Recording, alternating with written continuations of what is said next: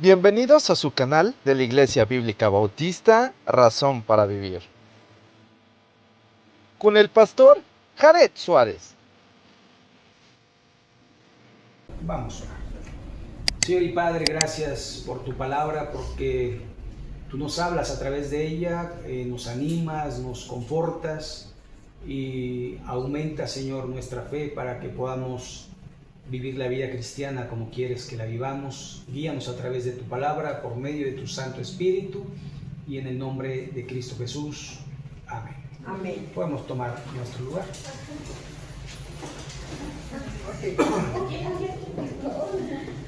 Muy bien, entonces empieza esto como un relato, ¿verdad? El apóstol Juan dice: estaba entonces enfermo uno llamado Lázaro de Betania, la aldea de María y de Marta, su hermana. Betania estaba más o menos a 3 kilómetros de Jerusalén, pero Jesús estaba más o menos a unos 46 kilómetros porque estaba hacia el norte.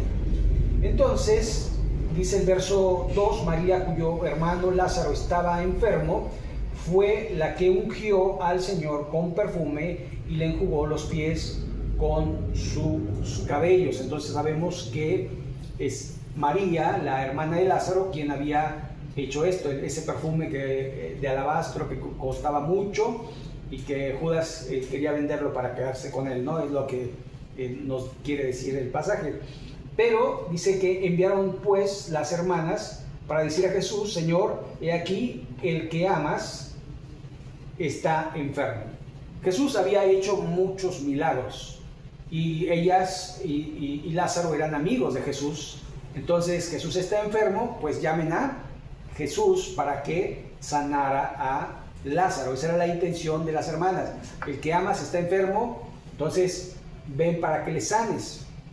Entonces el verso 4 nos dice: oyendo Jesús, dijo: esta enfermedad no es para muerte, sino para la gloria de Dios, para que el Hijo de Dios sea glorificado por ella. Entonces, algo aquí el Señor tiene en mente, y es glorificar el nombre de Dios a través de la muerte de Lázaro, aunque él dice no es para muerte, en el sentido de que él sabía que lo iba a resucitar. Ahora, es curioso porque este pasaje, cuando lo predica uno en un funeral, es increíble el impacto que tiene. No sé, a mí me han invitado a predicar en funerales de personas que yo no conozco y prácticamente de gente inconversa. En una ocasión me invitaron porque la mujer que había muerto en vida había sido cristiana. Entonces no tenía familia, no tenía iglesia, y me dijeron: bueno, pues si quiere puede ir y predicar. Y yo dije: bueno, voy, ¿no? Entonces fui, prediqué acerca de Lázaro, y yo hice el llamado para la salvación, y me llamó mucho la atención porque toda la gente hizo decisión por Cristo. No sé si se convirtieron. La decisión por Cristo es decir, yo quiero recibir a Cristo, pero después ¿se acuerdan de la semilla del sembrador? Una cayó en el camino, otra en los pedregales, en los espinos, y una cayó en buena tierra. Pero la semilla siempre es lanzada, y Dios es el que da el crecimiento. Entonces llama la atención porque Dios se sigue glorificando precisamente con este pasaje.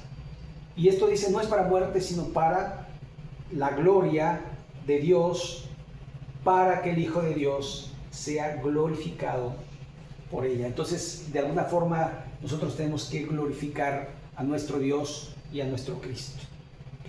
Entonces, sigue diciendo el verso 5: y amaba Jesús a Marta, a su hermana, y a Lázaro. Entonces tenían, de alguna manera, una relación, no solamente de conocimiento, fui a comer a tu casa, no, como el caso, por ejemplo, de Zaqueo, sino eran una amistad. Dice que los amaba. Entonces vemos que eran sus amigos. El verso 6 también dice, cuando oyó que estaba enfermo, se quedó 2 días más en el lugar donde estaba. Entonces le avisaron y Jesús dijo, bueno, vamos a quedarnos 2 días más. Y después nos dice que cuando regresó, ya tenía 4 días de haber fallecido. Y lo hizo a propósito. No es que Dios nos quiera hacer sufrir, porque cuando murió Lázaro, ustedes pueden imaginar la escena, Marta y María esperanzadas en Cristo, y de repente se quedaron sin esperanza porque su hermano había muerto. Entonces había tristeza, había dolor, había lágrimas y había incomprensión, ¿no? Porque no entendían seguramente por qué Jesús no vino si se le avisó a tiempo. ¿Por qué no vino? Y a veces nosotros oramos a Dios porque estamos en una circunstancia y nos preguntamos por qué no responde, por qué no se solucionan las cosas, por qué no pasa esto, por qué no pasa lo otro. Bueno, algo que tenemos que recordar constantemente es que cuando Jesús nos enseña a orar, lo primero que nos dice, hágase tu voluntad como en el cielo, así también en la tierra. Así que la voluntad de Dios se va a hacer, aunque en el proceso haya dolor, haya tristeza, haya sufrimiento. Pero el proceso va a seguir. Y el proceso de nuestro crecimiento. Porque recuerden, y a los que aman a Dios, todas las cosas les ayudan a bien. Y después dice, y esto es conforme al propósito por el cual han sido llamados. Entonces Dios tiene un plan también cuando dice que no. Cuando te dice espera. No siempre va a ser sí. ¿Sabe? Hay mucha gente, sobre todo gente inconversa, que dicen, bueno, si tú eres cristiano, si tú estás cerca de Dios, te debería de ir mejor, porque estás codo a codo con el jefe. No deberías tener necesidad, no deberías tener enfermedad, no deberías de sufrir, porque Dios está contigo. Pero la vida cristiana no es un lecho de rosas, no es abundancia continua, constante, no es salud por siempre, no es paz y seguridad, sino es constante dependencia en Él, en la constante de la vida. Y debemos de saber que Dios habla a nuestro corazón y nos prueba, ¿para qué? Para que crezcamos.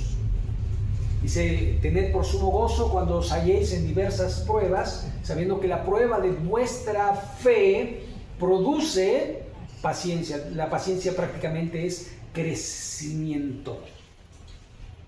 Cuando uno tiene paciencia, pues no se desespera, no se enoja, no se irrita, porque es paciente, es simple. Pero si yo me impaciento y si yo me irrito, necesito pruebas.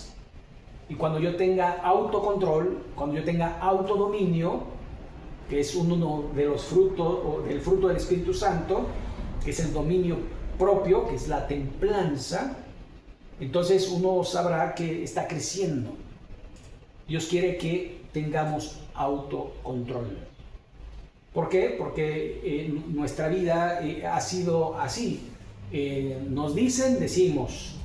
Nos insultan, insultamos. Nos pegan, pegamos. Cuando debemos de poner nuestra causa delante de Dios, Señor, encárgate tú.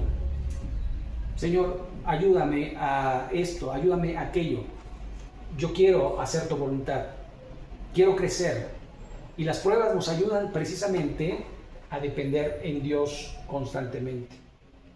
Así que él se esperó 2 días. Y dice el verso 7, luego después de esto, dijo a los discípulos, vamos a Judea otra vez. Esto alarmó a los discípulos. Los alarman porque dice, le dijeron los discípulos, Rabí, ahora procuran los judíos aprenderte y otra vez vas allá. Es riesgoso. Prácticamente le están diciendo, no vayas y no nos lleves, ¿verdad? Porque al final no solamente pones en riesgo tu vida, sino nuestra vida. Entonces, Jesús, ¿verdad? Sigue diciendo el texto, respondió Jesús, no tiene, perdón, el verso 8 le dijeron, bueno, verso 9, ¿cierto? No tiene el día 12 horas, el que anda de día no tropezará, porque ve la luz de este mundo, pero el que anda de noche tropezará, porque no hay luz en él. Si ustedes recuerdan, el apóstol Pablo también dice, nosotros no somos de la noche, somos del día. Entonces, de alguna forma, el Señor Jesucristo no solamente está diciendo, no andamos en oscuridad, no andamos en pecado, estamos limpios, sino está diciendo de alguna forma que nuestro andar, nuestro conducir debe ser de día. ¿Sabe? La noche no es para los cristianos, ¿verdad? Cuando el cristiano anda de noche, se expone. Es más, cualquiera que ande de noche se expone. Entonces, de alguna forma, habla de la luz. Y recuerden que también el Salmo 119, el verso 5 dice, lámpara es a mis pies tu palabra y lumbrera a mi camino. Así que la palabra de Dios nos debe de dar luz para saber qué hacer y qué no hacer. Por eso necesitamos ir constantemente al libro, a la palabra de Dios, para que Dios nos guíe. ¿Qué tengo que hacer? ¿Qué no tengo que hacer? Aquí está en su palabra.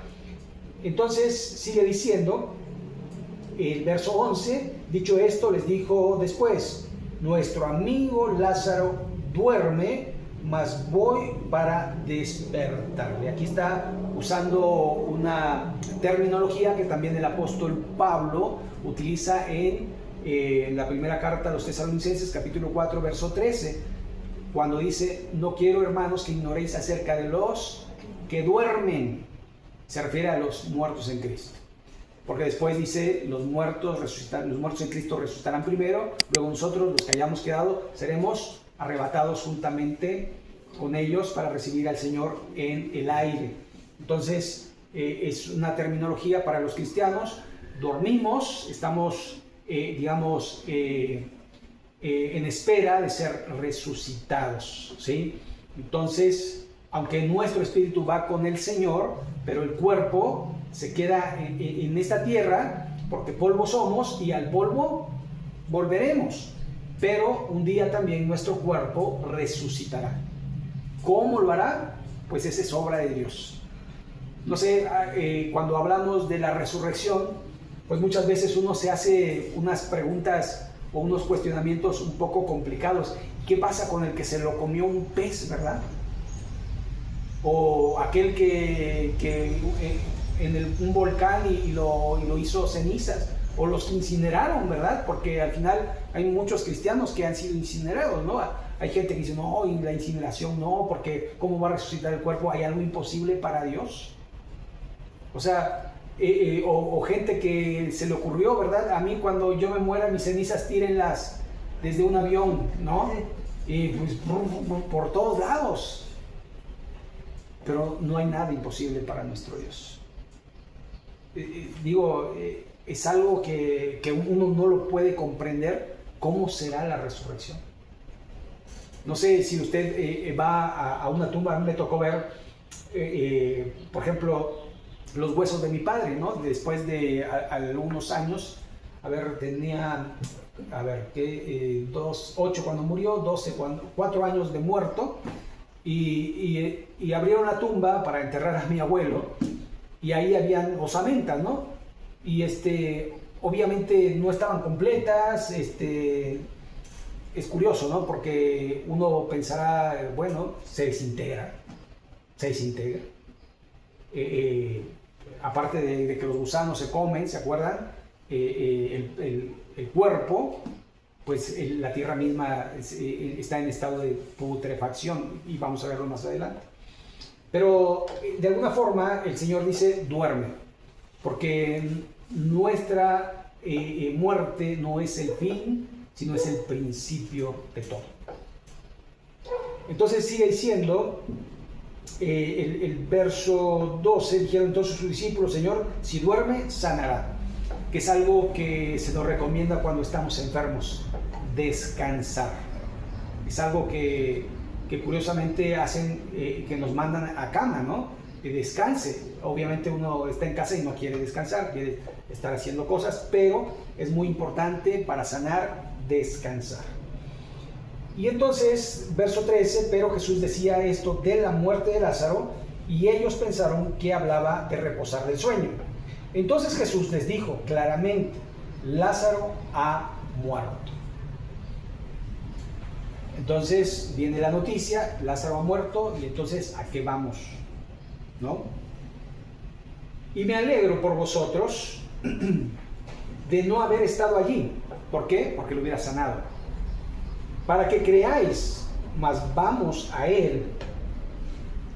Dijo Tomás, llamado Dídimo, esto es gemelo, porque aparentemente Tomás tenía un hermano gemelo, a sus condiscípulos, vamos también nosotros para que muramos con él.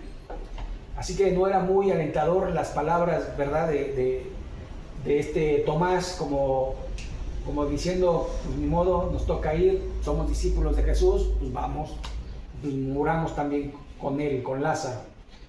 Y entonces, verso 17 dice, vino pues Jesús y halló que hacía ya 4 días que Jesús estaba en el sepulcro. Regularmente en esas tierras que son un poco desérticas, el cuerpo se echa a perder más rápido en los lugares más cálidos, en los lugares calientes. Entonces ya tenía 4 días de haber sido sepultado. Betania estaba cerca de Jerusalén, como a 15 estadios, y muchos de los judíos habían venido a Marta y a María para consolarlas por su hermano. Entonces había, una multitud que venía a ver a Marta y a María para consolarles. Entonces Marta, cuando oyó que Jesús venía, salió a encontrarle, pero María se quedó en casa. Es curioso, ¿no? Porque si ustedes recuerdan la historia de Marta y María, cuando Marta estaba afanada con las cosas, María era la que estaba escuchando a Jesús, sus enseñanzas, y le dice, Marta, Marta, afanada y turbada estás. Entonces María ha escogido la mejor parte, porque dice, no te da cosa que María esté ahí y no me ayude con los quehaceres. Pero ahora resulta que es diferente. La que sale es Marta. Marta aprendió la lección y tomó la mejor parte y fue al encuentro con su maestro. Pero María se quedó en casa, y el verso 21 dice, Marta dijo a Jesús, Señor, si hubieses estado aquí, mi hermano no habría muerto. ¿Cómo se imagina que fueron las palabras de Marta a Jesús? O sea, ¿por qué no estuviste aquí, Señor? ¿Por qué no sanaste a mi hermano? ¿Por qué mi hermano murió? Podría estar vivo. Y muchas cosas que de alguna manera pudieran pensarse. Pero el verso 22 dice, mas también sé que todo lo que pidas a Dios, Dios te lo dará. Yo no sé si Marta estaba pensando en la resurrección de su hermano, pero sí estaba declarando que Jesús, a través del Padre, podía todo. Que Dios le podría dar todo lo que Jesús quisiera. Jesús prácticamente le dice, tu hermano resucitará. Y obviamente María sabía que resucitaría, pero Marta le dijo, yo sé que resucitará en la resurrección en el día postrero. Es decir, como tu hermano resucitará, eso lo sabemos todos, ¿no? Es como si alguien te dice acerca de un difunto tuyo, va a resucitar, no te preocupes. Y dice, pues sí, ya sé, pero en el día postrero. Pero el verso 25 dice, le dijo Jesús, yo soy la resurrección y la vida. El que cree en mí, aunque esté muerto, vivirá. Y todo aquel que vive y cree en mí, no morirá eternamente. Y después le hace la pregunta clave. ¿Crees esto? ¿Crees que yo soy la resurrección y la vida? ¿Crees que yo puedo, de alguna manera, hacer obras grandes? Y vemos que la respuesta de María es sí, sí creo. Ahora, esta es una parte medular del cristianismo, la resurrección. Recuerde que si no hay resurrección, Pablo en el capítulo 15 de la primera carta a los Corintios nos dice que vana es nuestra fe y vana también es nuestra predicación. Si Cristo no resucitó de los muertos, si Cristo no es la resurrección y la vida, entonces no hay esperanza. Pero si lo es, entonces hemos confiado en la persona correcta. Y esto es lo que de alguna manera Dios nos pregunta. ¿Lo crees? ¿Lo crees verdaderamente que Cristo es la resurrección? ¿Que vas a resucitar en el día postrero? ¿Que vas a ir a la presencia de Dios? Porque acuérdense, la salvación es por gracia, es por fe. Porque por gracia sois salvos por medio de la fe, y esto no es de vosotros, sino que es un don de Dios, no por obras, para que nadie se gloríe. Entonces, la pregunta que el Señor también nos hace para afirmarnos y confirmarnos en la fe, ¿crees en esto? ¿Crees que vas a resucitar en el día postrero? ¿No hay duda en tu vida de que eres salvo? ¿De que Él murió por tus pecados y que te limpió y que te salvó porque has sido perdonado o perdonada? Porque Él es la resurrección y la vida. Entonces el verso 27 dice, le dijo, sí Señor, yo he creído que tú eres el Cristo, el Hijo de Dios, que has venido al mundo. Es muy similar a la respuesta que hizo Pedro en el capítulo 16 de Mateo, cuando le dicen, ¿quién dice la gente que soy yo? No, pues que eres Elías, que eres este, que eres aquel, un profeta, etcétera, etcétera. ¿Y vosotros quién decís que soy? ¿Y qué dice Pedro? Tú eres el Cristo, el Hijo del Dios viviente. ¿Se da cuenta que es una confesión? Y la Biblia nos dice que si confesares que Jesús es el Señor y creyeres en tu corazón que Dios le levantó de los muertos, serás salvo. Porque con el corazón se confiesa para salvación. ¿Cómo es? Con el corazón se cree para justicia. Para justicia, pero para salvación. ¿No? Con la boca se confiesa para salvación, pero algo así. Está en, ¿qué? 1 Corintios, capítulo 10. A ver, ayúdenme.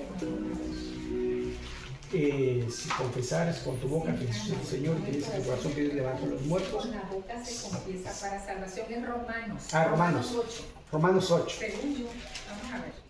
Romanos 10, 10. Romanos 10, 10. Ahí está. Mira, curiosamente lo tenía aquí. Dice, porque con el corazón se cree para justicia, pero con la boca se confiesa para salvación.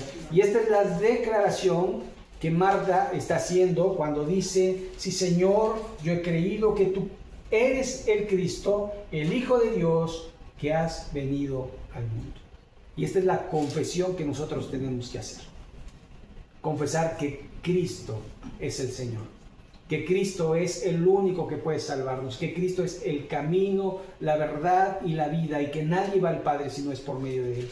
Y esto debe ser anclado en nuestro corazón, porque esta es nuestra vida y vida eterna. Y entonces dice que nadie las arrebatará de la mano de mi Padre si somos sus ovejas. Sus ovejas oyen su voz y le siguen. Entonces es importante para nosotros que comprendamos y entendamos que si somos hijos de Dios, permaneceremos en Él y Él en nosotros. Y esto es importante para nuestra vida, porque la vida cristiana la vivimos un día a la vez y la necesitamos vivir con Él, no sin Él. Todo lo puedo en Cristo que me fortalece. Sin Cristo no puedo nada, porque separados de mí nada podéis hacer. Así que vamos a terminar. Hasta aquí vamos a dejar esta porción de la palabra de nuestro Dios, pero vamos a terminar orando. Así que les invito a ponernos en pie y así culminar en este día. Señor y Padre Celestial, gracias porque eres bueno, gracias porque nos recuerdas que no hay nada imposible para ti, que sabemos que si no somos llevados antes de nuestra muerte, también tenemos la seguridad de que un día resucitaremos y que estaremos en tu presencia.